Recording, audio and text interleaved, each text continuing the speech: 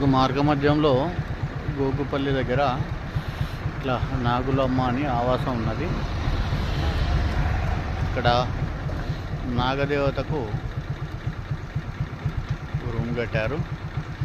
ఇందులో ఒక ముసలామిడ నాగదేవతను ఆవాహనం చేసుకొని ఇక్కడనే ఆవాసం ఉంటుంది. ఇదే ఇంటిలో ఆవాసం ఉంటుంది.